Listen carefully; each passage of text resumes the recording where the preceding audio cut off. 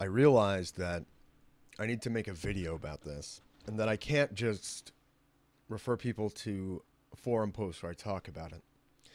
What I want to talk about is my sex offense.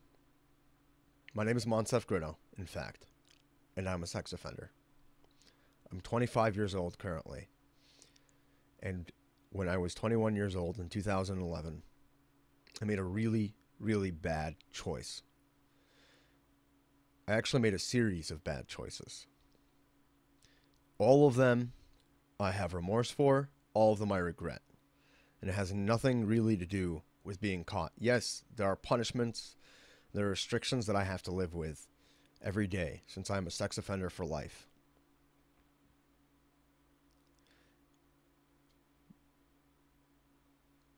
There are restrictions on where I can go. There are restrictions on what I'm allowed to do professionally. I can never have a real professional title again. I was accepted into law school before I was convicted. And by no means is this a poor me or anything like that. So I don't want this to be a pity party. I just want to explain my sex offense. So I'm going to cut myself off right there. I made a really bad choice when I was 21 to go out drinking with my friend. It was a Thursday night. My friend said he has work in the morning the next day. It was late too. I was driving from San Antonio to Austin. It's a 1 hour and 30-minute drive. Halfway there, after I filled up my car with gas, he called me and said that to cancel. I made the awful choice of continuing to go out by myself, which I don't recommend anybody does. If you go out drinking, do so responsibly and do so with your friends. Don't go out alone. And when I went out with the mindset. This is what I really want to talk about. The perspective of I'm going to get fucked up tonight. Like I'm going to get so wasted tonight. It's like I'm just going to get out of my mind drunk. And that is really the biggest problem. That is a terrible mentality to have, and I see it happening all over America. I grew up with it. I went to college with it when, I was at Loyola and the University of Chicago. And it's kind of just thrown aside that you can just sort of go out and, yeah, man, I'm just going to get messed up. And nobody really necessarily has a problem with it. But there has to be some sort of prevention. And we all have a problem with hurting other people. At least I do. I never wanted to be somebody who hurt other people. My whole life, my conception of myself was I was this person who wanted to change the world for better. Growing up, I wanted to make the world a better place. That's what I thought I would do. That's what I thought I would accomplish. That's why I wanted to be a lawyer and then go into politics so I could actually change the world. I wanted to go into business so I could have the means to do so, if that. All that was cut short. And I have only myself to blame. I'm not blaming anybody but myself. Again, it's my choices, my decisions that led to me being where I am today. And even if I wasn't where I am today, even if I wasn't caught, I know I have a conscience. I know who I am. I know what I believe in. I know how I viewed myself and how I value myself as an individual. And I know that, let's say I didn't ever get caught. I know what it's, when I throw something on the ground, when I'm eating something like a ice cream and I throw the wrapper on the ground, I feel a weight on me, a guilt, and I go back and I bend over and I pick it up and I throw it in the trash. I feel guilt for everything. I feel guilt especially for having hurt somebody else, for having infringed on the right of another human being. I don't believe in that. I don't believe in aggressively initiating violence towards someone else. And to think of myself in that way is not, it's not very nice to come to terms with yourself as being that person who could have done such a thing. But the point is to reminder Like, remind yourself to constantly have it as a reminder, and constantly give yourself boundaries and limits and lines so you know not to ever hurt somebody like that again. I can't go back in time. I can't develop a time machine. I don't even know if time travel works philosophically. I can't change what I've done. That's something that's out of my control. And understanding control has been a massive part in my growth as an individual. I no longer try to control what I can't actually control. I no longer try to struggle with the things that are out of my control. I try to find serenity in accepting the things that I cannot change, finding the strength to change the things that I can, and the wisdom to tell the difference. That motto right there has saved me a lot of turmoil. Okay? But there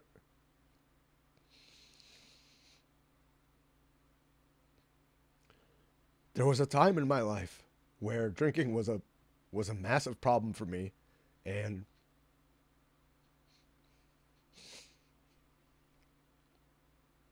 nobody I couldn't stop myself. I couldn't find the strength.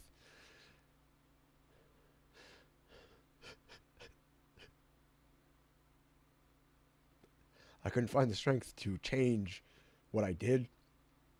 I couldn't find the strength to change how I behaved. I couldn't find the strength to change the negative thoughts that were constantly around me while I was working 70 hours a week. I was so stressed out, and I lived in a city that I didn't like or want to live in. I lived in Texas, which I still live in now. I moved far away from where my friends were, and I was surrounded by negativity, and I'm not blaming any of that for what happened. But I would just like to tell people, please don't have that culture of drinking.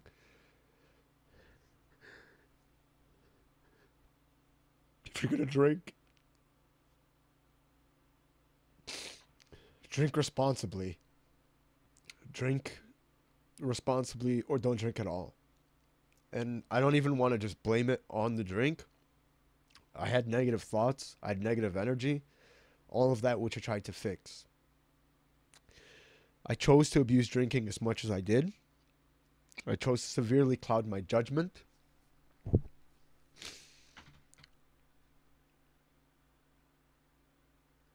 I chose all of that. And yes, I have to struggle with who I am, or what other people might think. That's my cross to bear. But I know who I am. And I know I'm not a predator or a monster. I know I definitely don't believe in assaulting other people. I definitely don't believe in initiating violence on other people. I definitely don't believe that sexual assault is correct. I definitely don't believe that forcing your hands on somebody else in a sexual or any other manner is correct. And it is a touchy subject for me, because I mean, in many ways I just want to move on with my life, but I never can. This will be with me forever, and I understand that. But if there's anything that I have to say to anybody watching this video, it's that my name is Monsef Grida, and although I'm a registered sex offender, that's not all I am, okay? I believe in myself. Those 30 seconds do not define who I am. They don't make me who I am. They don't make me less than human or subhuman. They do not.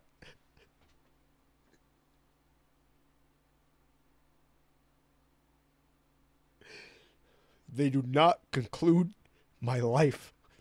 I will not allow that to be my final chapter. And I will not allow that to be all that I am. I have aspirations. I have goals. There are things I want to do with my life. I want to find a purpose and be busy with it. And that's what I'm going to do, honestly. Uh, I know who I am. I know my respect for the rights of others. I believe in treating people like you'd like to be treated. I know what happened that night is an aberration, and it does not define me. It's not who I am. It isn't. And I can believe in myself and change for the better. And if you can't see me for anything other than that brand of sex offender, then that's your fucking problem. Well, it's my problem too. Because obviously I'm not over it. But I'm working on that.